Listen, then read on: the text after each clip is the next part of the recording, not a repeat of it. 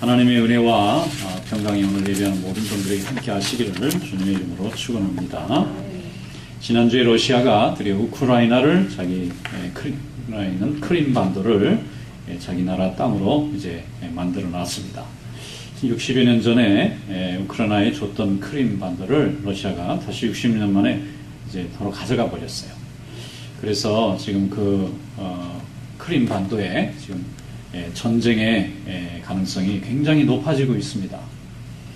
본래 러시아는 부동항을 마련하는 게 그 나라의 아주 굉장히 중요한 과업입니다. 왜냐하면 겨울만 되면 러시아는 다 얼어버려요.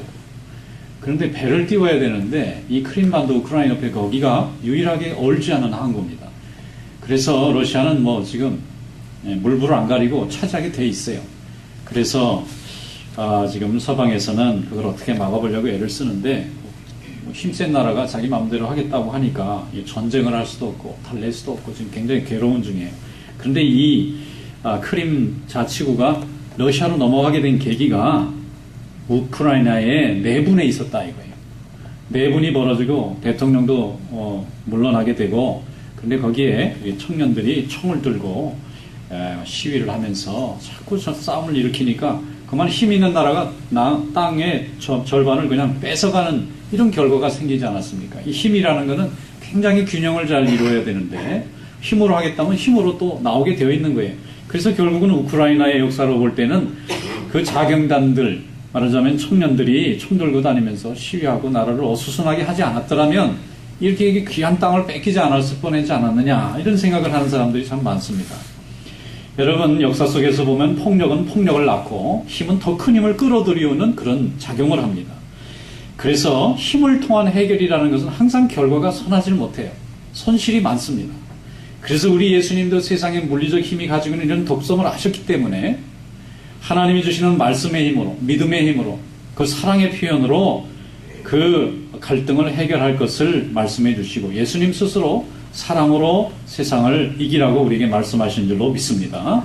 우리는 예수님의 부르심을 받아서 예수님의 제자가 된 사람들이기 때문에 예수님이 가르쳐 주신 이 사랑의 힘, 이 사랑의 능력을 확신해야만 하나님의 자녀로서 축복의 삶이 열려질 줄로 믿습니다. 그래서 예수님은 말씀으로만 사랑의 삶을 가르치신 것이 아니라 갈등의 한 소용돌이 가운데서도 자신이 어떻게 사랑의 힘을 믿었는지를 잘 보여주셨어요. 그것이 오늘 예수님이 체포되는 순간에 끝까지 칼을 쓰지 말고 사랑으로 이기라고 말씀하신 내용에 담겨져 있습니다. 오늘 한번 본문 말씀 열어보겠습니다. 마태복음 26장 50절에서 54절 말씀 다 같이 읽어보겠습니다. 예수께서 이르시되 친구여 내가 무엇을 하려고 왔는지 행하라 하신대 이에 그들이 나와 예수께 손을 대어 잡는지라. 예수와 함께 있던 자 중에 하나가 손을 펴 칼을 빼어 대제사장의 종을 쳐 그 귀를 떨어뜨리니 이에 예수께서 이르시되 내 칼을 도로 칼집에 꽂으라. 칼을 가지는 자는 다 칼로 망하느니라. 너는 내가 내 아버지께 구하여 지금 12군단 더 되는 천사를 보내시게 할 수 없는 줄로 아느냐. 내가 만일 그렇게 하면 이런 일이 있으리라 한 성경이 어떻게 이루어지겠느냐 하시더라. 아멘. 다른 복음서에는 예수님이 체포되던 그 밤에 칼을 뽑았던 그 사람을 베드로라고 얘기하고 있습니다. 그리고 그 귀를 베어버렸던 사람은 대제사장 집에 종으로 일했던 말고라는 이름을 가진 사람이었다고 성경이 전해주고 있어요. 그러니까 예수님을 강제로 잡아가려고 하니까 베드로가 평소 가지고 있던 칼을 빼가지고 휘둘렀는데 그 말고라는 사람의 귀를 자른 것 같아요. 아마 죽일 마음이 있었으면 찔렀을 텐데 위협을 하려고 했던 게 아닌가 싶습니다. 귀만 뺐다는 것은 이제 더 오면은 이렇게 응징을 하겠다는 어떤 메시지로 사용했을 것 같아요. 그런데 예수님이 그 복음서 다른 곳에 보면은 베드로를 책망하시고 그 떨어진 말고의 귀를 주셔서 그 사람 귀에다 다시 붙여주고 치료해 주셨다 그래요. 그러면서 예수님은 칼로 선자는 칼로 망한다. 네 칼집에 도로 꽂으라. 그러면서 제자들을 책망하셨습니다. 사실 예수님이 지금 잡히는 이 순간은 굉장히 긴박하고 위험한 순간입니다.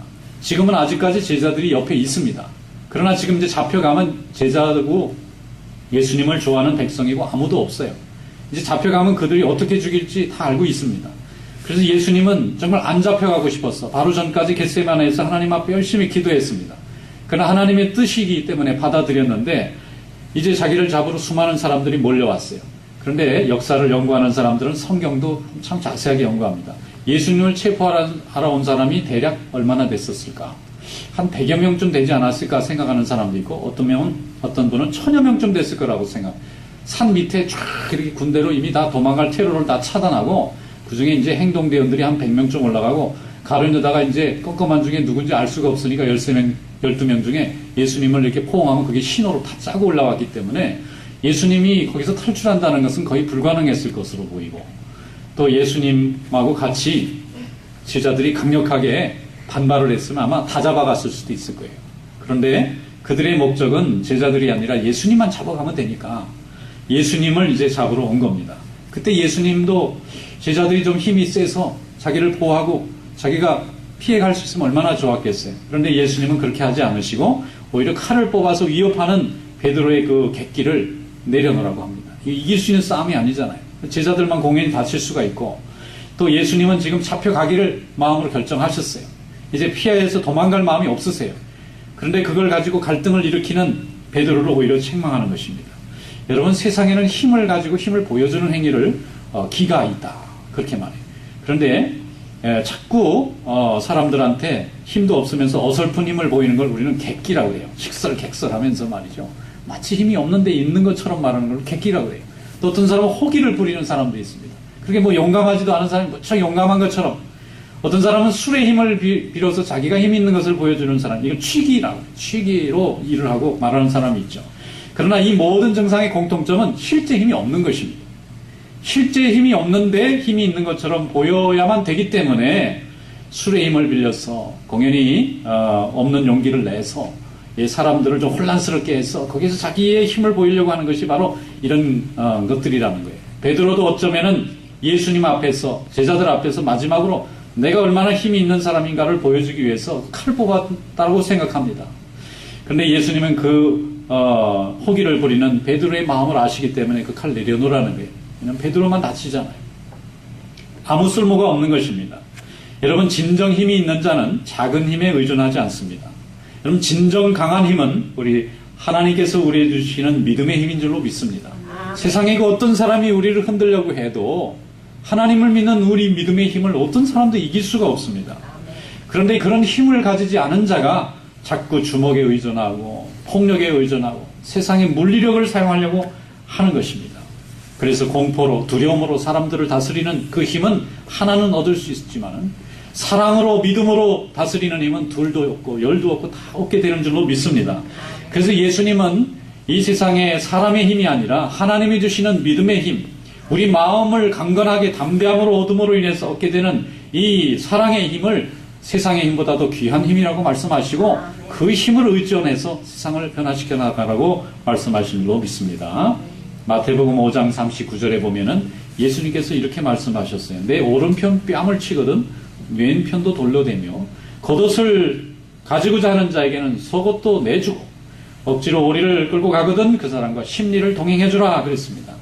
이거 우리가 눈으로 볼 때 얼마나 미련하고 어리석은 일인지 모릅니다. 그런 사람은 판단하고 정죄해야 되는데 끌려간다는 것은 약한 자의 모습이 아니겠느냐.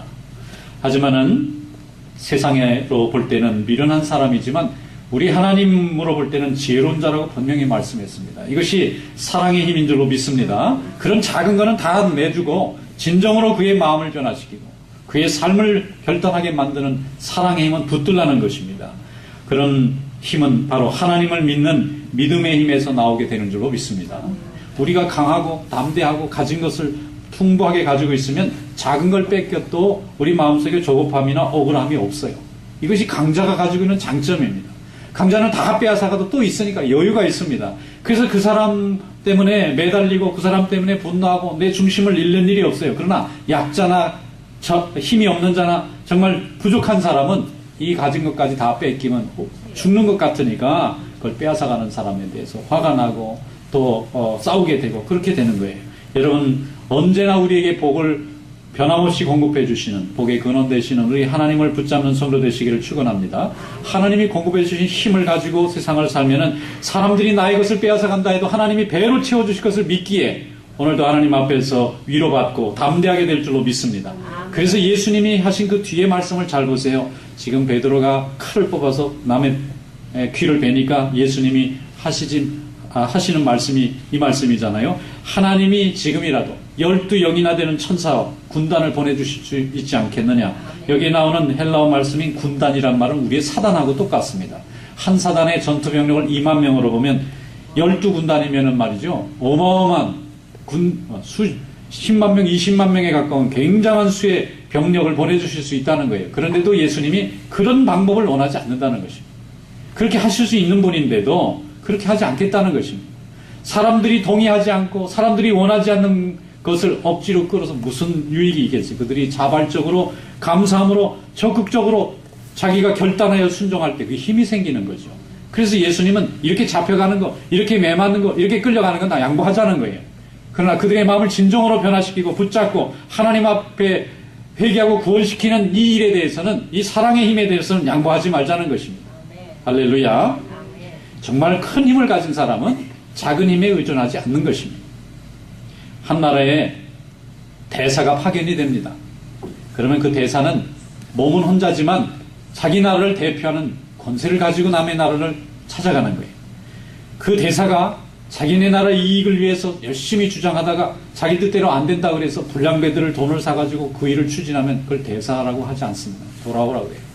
왜냐하면 왜 엄청난 권세를 가지고 힘을 가진 대사가 왜 불량배들의 힘을 이용해서 그 작은 힘을 이용해서 큰 권세를 얻으려고 합니까? 바로 하나님이 우리를 대사로 세워주신 줄로 믿습니다.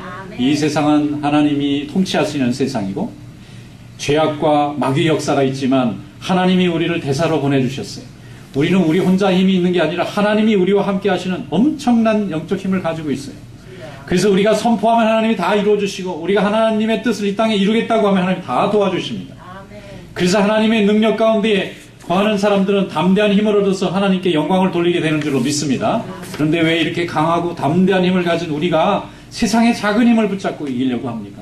그건 버려도 아무런 우리에게 손해를 끼치지 않는 것입니다. 사람의 힘으로, 사람과 다툼으로, 사람의 능력으로, 사람의 힘으로 무엇을 이루고자 할 때에 우리는 그저 달라면 내주는 자와 같이 그렇게 내주세요. 그러면 하나님을 믿고 내주는 자에게는 배로 다 갚아주실 줄로 믿습니다. 사도 바울은 예수 믿는 사람들이 옳지 않다 생각해서 그들을 핍박하고 잔멸하기 위해서 대제사장들로부터 체포 영장을 받아가지고 예루살렘에서 다마스커스인 다메섹까지 달려갔습니다. 거기서 예수 믿는 사람들을 전부 다 잡아서 감옥에 가두기를 마음에 소원하고 달려갔어요. 왜냐하면 예루살렘에서는 성공했거든요. 그 영장만 들고 가면 누구든지 집에서 끌어내서 감옥에 다 넣을 수 있는 권세가 있었어요. 거기에 맛이 들리니까 이 사울이라는 청년이 이제 다메섹까지 내가 원정을 가야 되겠다.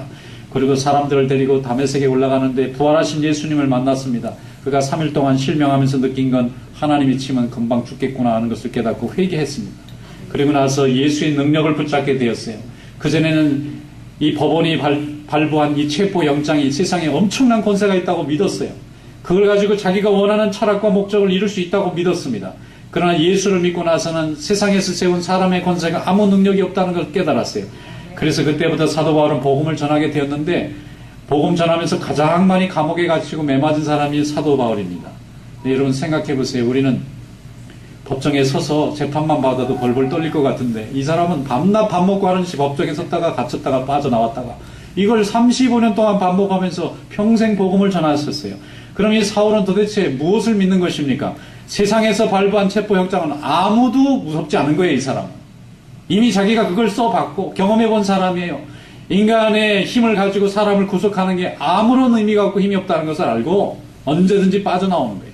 근데 빠져나오는 것도 그냥 나오는 게 아니라 많은 사람 앞에 자기가 어떻게 빠져나온지를 다 보여주면서 빠져나와요. 자기를 가뒀던 그 지역의 재판관들이 찾아와서 제발 로마 시민을 모르고 이렇게 함부로 구타하고 구속했으니 미안하다고 도로 꺼내주면서 나오잖아요. 그래서 힘을 이용해서 교회를 더 이상 핍박하지 못하게 만들어 놓고 또 다른 지역에 가서 교회를 세워요.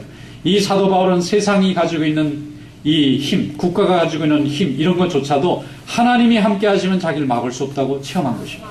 진정한 힘이 어디서부터 오는지를 알게 된 거예요. 그러니까 사도 바울은 감옥에 갇혀서 찬송 부르고 있는 거예요. 매맞고 때리고 죽일 것 같아도 하나님 앞에 찬송 부르고 있는 거예요. 왜냐하면 이 세상의 권세는 하나님을 믿는 복음 전하는 자를 결코 억제할 수 없고 결국은 풀어줄 수밖에 없다는 걸 알기 때문입니다. 이런 용감한 믿음의 소유자가 되시기를 축원합니다. 죄가 있으면 스스로 늘 불안한 마음, 숨기는 마음, 죄 짓는 마음으로 삽니다. 그러나 죄가 없으면 담대한 마음이 되잖아요. 경찰차가 지나가는데 우리는 아무 거리낌이 없어요. 그러나 수배당하는 사람은 심장이 두근두근할 거 아니겠어요. 마찬가지로 하나님 앞에 우리가 정당하고 믿음 안에서 강건하면 이 세상의 어떤 권세도 우리를 해하지 못합니다.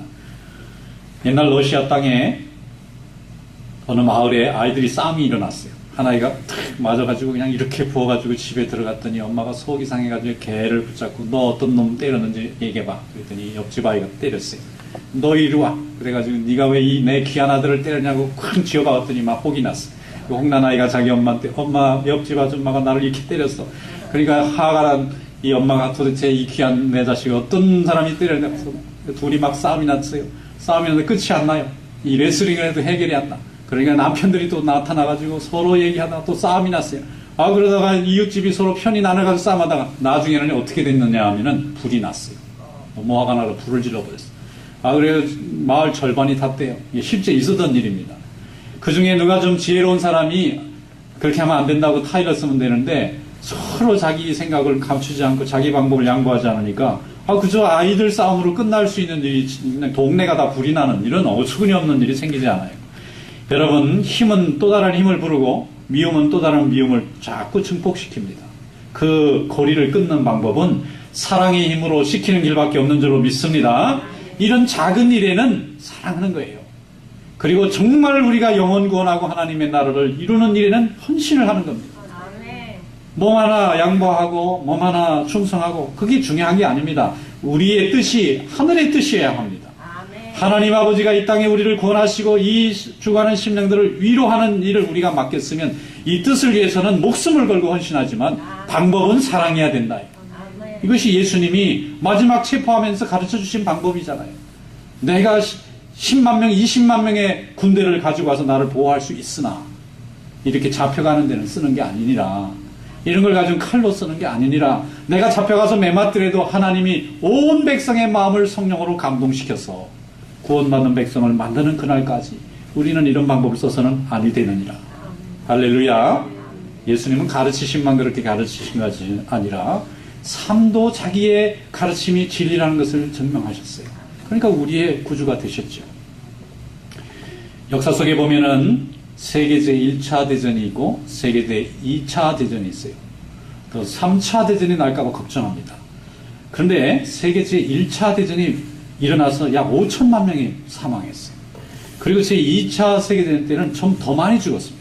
그래서 거의 1억 명 정도가 세계대전에서 목숨을 잃었어요. 참가한 군인만 수십만 명이고 죽은 민간인만 수백만 명이고 거기에 전투로 인해서 무너진 일이 너무너무 많아요. 그런데 왜 이렇게 1차, 2차 큰 세계대전이 자기네 나라 이익과 관계가 없는데 왜 남의 나라의 편까지 들었느냐? 세계가 말이죠. 중세를 벗어나면서 이렇게 개화됐어요. 그래가지고 각 나라만 민족주의나 계몽주의가 막 꽃이 피었습니다. 예전에는 교황 밑에 로마 제국 밑에 그 어마어마한 중세의 힘에 밀려가지고 사람들이 자기가 뭔지 잘 모르다가 이제 각자 각성을 하기 시작했어요. 나는 프랑스 사람이다. 나는 이태리 사람이구나. 나는 독일 사람, 나는 헝가리 사람이구나. 야, 내 나라가 최고 아니냐 이거예요. 내 나라가 결정하면 다 따라오고 나를 우습게 생각하지 마. 그러다 보니까 작은 일에도 말이야 잡통이 자꾸 생기게 되고 그러다 보니까 사람들이 무기를 자꾸 개발하게 되고 세계대전에서 왜 이렇게 많은 사람들이 죽었느냐면요. 문명이 발달해서 그래요. 옛날에는 칼이나 창만 쏘면 됐는데 지금은 뭐 한 번에 수백만 명을 죽일 수 있는 그런 무기들도 나타나고 엄청난 무기들이 개발됐잖아요. 그러니까 사람이 사람을 죽이는 거죠. 뭐 지옥이 따로 없는 세상입니다. 그런데 제1차, 2차 세계대전이 계속 일어나게 될 때 1차 세계대전이 일어난 다음에 2차 세계대전이 또 일어났어요. 왜 그러냐면 버릇이 들었어요. 싸움나는 해결 방법이 나라마다 뭉쳐가지고 전쟁을 하면 이긴다는 버릇이 생겼어요. 그런데 2차 대전 끝내고 나서 1억 명을 죽이고 나니까 사람들이 반성이 생겼어요. 야, 이렇게 되면 안 되는 거구나. 그래서 유엔을 만들어서 지금은 전쟁이 나려면 유엔이 끼어들어서 중재하느라고 정신이 없어요. 그 말은 많이 사람이 덜 죽는 확실히 효과가 있습니다. 그런데 이 세계대전이 일어난 그 1차 대전의 동기가요. 오스트리아의 황태자 부부가 세르비아에 방문했는데 암살당했어요. 물론 갈등이 있었겠죠. 두 나라에. 그럼 오스트리아가 세르비아에 들어 그 암살자들 내놔라 그럼 내놓으면 벌 주면 끝나는 일인데 못 내놔. 그리고 싸움을 시작하니까 편들어가지고 인류가 지금까지 경험하지 못한 엄청난 살상이 벌어지지 않았어요. 여러분 이것이 무엇을 말하죠? 마귀가 원하는 것입니다. 마귀가 사람들 많이 죽게 하나님의 만든 백성들이 피조물이 무너져가게 만드는 게 마귀 역사잖아요. 그런데 이 고리가 인간의 분노와 필요 없는 자존심과 또 인간의 너무 지나친 자기 확신에서 시작된 것을 생각하면 우리가 다 죄인이라는 회개가 이루어지지 않으면 이 문명도 새로워질 수 없고 이 세상도 새로워질 수 있고 하나님의 세계가 새로워질 수 없게 되는 것입니다. 그러므로 복음을 믿고 하나님의 은혜 가운데 사랑의 힘으로 세상을 변화시키는 그런 성도 되시기를 축원합니다. 사람의 물리적인 힘과 미움을 가지고는 사람 하나도 못 바꿉니다. 무서워서 잠깐은 굴복하고 내놓고 뺏겼지만 그 분노를 쌓아서 언젠가는 그걸 갚으려고 또 싸움이 일어나게 되잖아요. 그런데 사랑으로 그의 미움을 녹이면 다시는 그 미움이 자리를 잡을 것이 없어지게 돼요. 그래서 하나님은 사랑으로 세상을 변화시키라는 것입니다. 하나님께서 우리에게 주신 사랑의 힘이 있습니다. 우리도 이미 체험했어요. 부모님의 사랑도 받고 남편과 아내의 사랑도 받고 친구들의 사랑도 받고 성도들의 사랑은 날마다 우리가 경험합니다. 그런데 그 중에 최고의 사랑은 우리 주님의 사랑인 줄로 믿습니다. 죄인이지만 우리를 벌하지 아니하시고 날마다 성령을 통해서 우리를 용서하시는 우리 하나님의 사랑을 우리가 경험했기 때문에 우리가 하나님께 찬양과 기쁨과 존귀한 삶이 된 줄로 믿습니다. 사도행전에 보면 예수님이 잡히시던 그날 밤에 칼을 뽑아서 말구의 귀를 자르면서 혈교를 했던 그 베드로, 예수님이 정작 잡혀가니까 말 한마디 못하고 도망가고 뿔뿔이 흩어지던 이 베드로, 예수님한테 미안해서 기껏 찾아가서 3번이나 부인하는 거 다 예수님 듣게 하고 마음 아프게 했던 그 베드로가 나중에는 성령 받았습니다. 그리고 나서 자기를 그렇게 무섭게 했던 그 대제사장과 로마 사람들과 유대인들 앞에서 담대하게 복음을 전하기 시작했어요. 이제 무서워서 피하고 도망가던 베드로가 아닙니다. 과거에는 정작 무서워했던 게 세상이었어요. 그러나 이제는 정작 무서워하는 건 하나님이시고 이 세상은 무섭지가 않은 거예요. 자기를 잡아가도 하나님이 자기를 지켜주실 것을 믿었습니다. 자기가 하나의 미랄이 돼도 하나님이 영원한 세계에서 자기를 부활시킬 것을 믿었기 때문에 그전에는 그들이 무서워서 예수님을 버리고 예수님 앞에 거짓말했는데 이제는 사람 앞에서 거짓말하지 아니하고 자기를 숨기지 아니하고 담대하게 복음을 전할 때 하나님이 베드로의 입을 통해서 하루에 3,000명을 회개하게 만들고 세상에 하나님의 첫 교회가 예루살렘에 우뚝 설 수 있도록 만드신 줄로 믿습니다. 할렐루야. 무서우니까 두려우니까 거짓말도 하는 거예요. 사람이 처음부터 거짓말하고 싶은 사람이 어디 있어요? 그 앞에서는 거짓말을 해야 내가 이걸 안 잃어버릴 것 같다 생각하니까 거짓말하는 거예요. 그러면 누가 거짓말하는 사람이 따로 있고 따로 없고가 아니라 모두 그렇게 되는 거예요. 그게 베드로가 우리에게 보여준 진리입니다. 아무리 담대한 사람도 자기 걸 잃어버릴 것 같고 거짓말하는 거예요. 선생님이라도 내버리는 것입니다. 이게 인간입니다. 그러나 이런 인간이 세상을 두려워했기 때문에 그렇게 거짓말쟁이가 되었고 스스로 자책하는 양심의 괴로움을 받아야 되겠었지만은 예수 그리스도를 믿고 성령의 담대함을 얻고 보니까 자기를 죽이려고 하는 사람, 자기를 감옥에 가두려는 사람 안 무서운 거예요. 이제 안 무섭게 됐어요. 이게 용기가 생긴 것입니다. 여러분 하나님을 믿는 자에게 하나님이 용기 주시는 줄로 믿습니다. 내 마음에 어두운 그늘이 없으면 양심이 괴로울 일이 없어요. 그리고 하나님이 주신 내 삶에게 충실한 사람은 나를 피벽하는 사람 앞에서 거짓말할 일이 없어요. 하나님이 담대하게 만들어주시는 줄로 믿습니다. 그래서 베드로가 그 겁쟁이가 복음 전할 때 사람들이 변화받는데 베드로는 어부입니다. 공부해 본 적이 없어요. 고기나 잡았어요. 그런데 하나님의 복음의 말씀인 진리가 선포될 때에 거짓 율법에 늘 신음하던 수많은 제사장의 무리들이 예수에 대해 복종하면서 찾아왔어요. 여러분 제사장의 무리는 지금으로 말하면 막 학자들입니다. 학자. 율법에 대해서 철학에 대해서 아주 통달한 사람들. 그 허다한 무리가 교회에 들어와서 이 사람들이 성경교사가 되니까 예루살렘 교회에 말씀이 바로 서고 부흥한 거예요. 교회가 그냥 부흥하는 게 아니라 말씀이 바로 서요. 말씀 바로 잘 가르친 사람이 있어야 돼요. 그래서 교회는 배운 사람도 필요합니다. 가진 사람도 필요합니다. 또 재주 있는 사람도 필요하고 어려운 사람도 필요하고 병자도 필요하고 다 필요해요. 왜냐하면 다 있어야 하나님의 역사가 이루어지니까. 이 많은 제사장의 무리가 다름 아닌 베드로의 설교를 듣고 회개했다는 것입니다. 근데 베드로가 왜 이렇게 설교했습니까? 예수님 앞에 잡혀갈 때 그렇게 무서워했던 베드로가 이제는 인간을 무서워하지 않는, 사람의 권세를 무서워하지 않는, 심지어 감옥에 갇혔는데도 찬송 부르고 있으니까 하나님이 베드로를 끌어다가 복음 전하게 만드신 줄로 믿습니다. 아멘. 여러분, 칼을 뽑았던 베드로는 나중에 사랑을 뽑았어요. 사랑을 증거했어요. 복음을 증거할 때에 사람들의 자발적인 순종과 회개, 하나님의 역사를 이루는 종이 된 줄로 믿습니다. 우리도 다 그렇게 쓰임 받을 수 있습니다. 우리도 하나님께서 이 죄악된 세상에 보내주신 하나님의 나라의 대사들입니다. 복음을 전할 때 말씀 안에 굳건하게 쓰고 말씀을 굳건하게 붙잡고 담대하게 사랑을 증거하는 성도 되시기를 축원합니다. 그럼 하나님이 우리를 지켜주세요. 지켜주는데 우리 마음에 용기 충만하게 해주시고 우리가 우리의 하늘의 뜻을 정확하게 증거하면 우리를 돕는 자들의 마음을 움직여서 우리의 길을 열어주십니다. 이것이 하나님이 우리에게 행하시는 일인 줄로 믿습니다. 한국 개신교의 유명한 순교자 중에 한 분이 손양원 목사님의 여수의 예향문의 그 목사님, 자기 두 아들을 말이죠, 총살한 공산당 청년을 말이죠, 총살시키려고 나라에서 붙잡아서 죽일 때 쫓아갔어요. 살려달라고 그러니까 이해가 안 되는 거예요. 당신 자식을 죽인 이 청년이 지금 법의 심판을 받는데 당연한데 왜 달라 그러냐 그랬더니 아무튼 그 아들을 달라. 그래가지고 안 주니까, 경찰서장이 안 주니까 밤새도록 집에 안 가고 있어요. 경찰서장이 답답하잖아요. 마음에 또 감동도 되고. 그래서 경찰서장이 경찰청장한테 보고하고, 경찰청장이 국무총리에게 보고하고, 국무총리가 대통령에게, 이승만 대통령이 그러면 목사님 그럼 내줘라. 그래 나왔어요. 그래서 이 사람을 양자로 삼았잖아요. 그리고 나중에 또 이 손양원 목사님은 공산당들이 또 여수까지 들어와가지고 교회에서 기도하는 걸 총살시켜서 죽였지 않습니까? 그래서 이분을 사랑의 원조탄이라고 그러잖아요. 많은 사람들이 죽임당하고 자기 분노에 보복을 하면서 사는 동안에 이분은요 정말 어둠의 빛같이 자기 죽인 자를 사랑하고 그를 위해서 목숨을 내놨기 때문에 성경이 가르쳐주고 자기가 설교한 대로 살았으니까 성자가 되었어요. 여러분, 우리가 하나님 앞에 존귀되는 것은 다른 데 있는 것이 아니라 하나님의 말씀을 우리가 배우고 전한 대로 살면 그게 힘이 되는 것입니다. 이것이 하나님이 우리를 세상을 변화시키는 힘으로 우리에게 주셨어요. 용서하고 사랑하는 것, 이것은 힘없는 자의 선택이 아니라 절대자의 힘을 믿고 의지하는 자만이 할 수 있는 믿음인 줄로 믿습니다. 베드로전서 4장 7절로 8절에 만물의 마지막이 가까이 왔으니 그러므로 너희는 정신을 차리고 근신하여 기도하라 그랬어요. 무엇보다도 뜨겁게 서로 사랑할지니 사랑은 허다한 죄를 덮느니라. 텔레비 보면 사랑하는데 뜨겁게 사랑한대. 그런 사랑하고 달라요. 이 사랑. 하나님이 우리를 하는 이 뜨거운 사랑은 보혈이 흐르는, 뜨거운 피가 흐르는 사랑입니다. 이 사랑은 모든 죄를 다 덮을 수 있어요. 주님의 사랑으로 사랑하시기를 축원합니다. 주님의 사랑으로 용서하시기를 축원합니다. 주님의 사랑으로 덮어주시기를 축원합니다.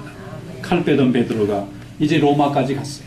복음 전했습니다. 많은 사람들이 예수 믿었어요.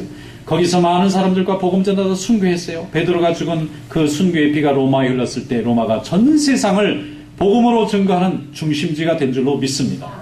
폭력으로는 베드로를 무너뜨렸지만 그의 사랑의 복음으로는 세상을 구원했습니다.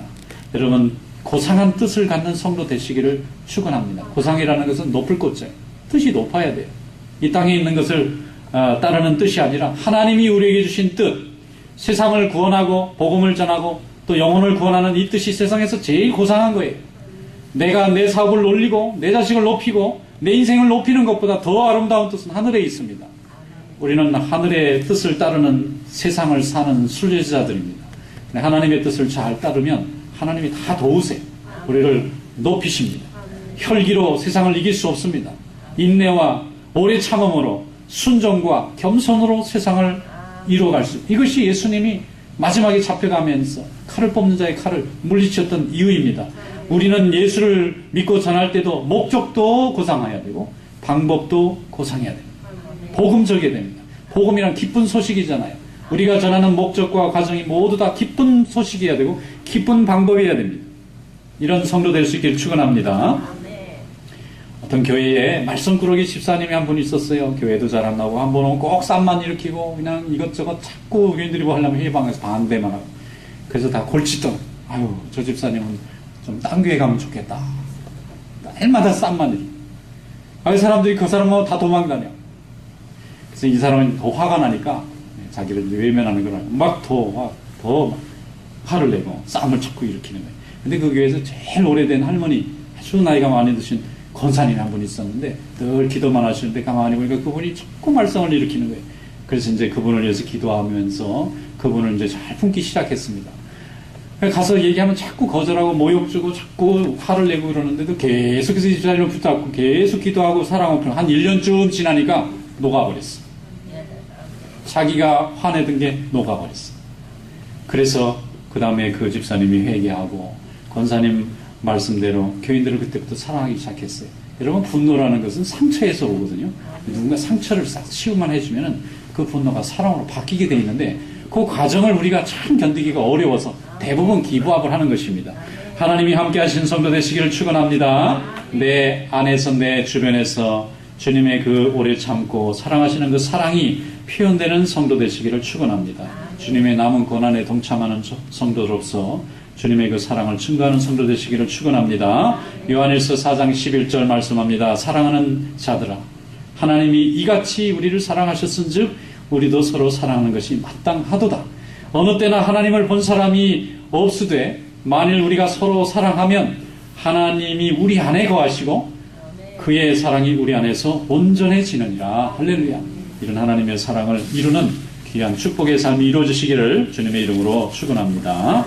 기도하겠습니다. 감사하시고 은혜가 많으신 하나님, 우리는 늘 사랑하지 못하고 늘 사랑만 받기를 원하오나 우리 하나님의 크신 사랑을 받았사오니 감사드립니다. 이제 우리도 사랑을 실천하며 주님께 기쁨을 드리는 복된 삶이 되게 하여 주시옵소서. 예수님의 이름으로 감사하며 기도드리옵나이다. 아멘.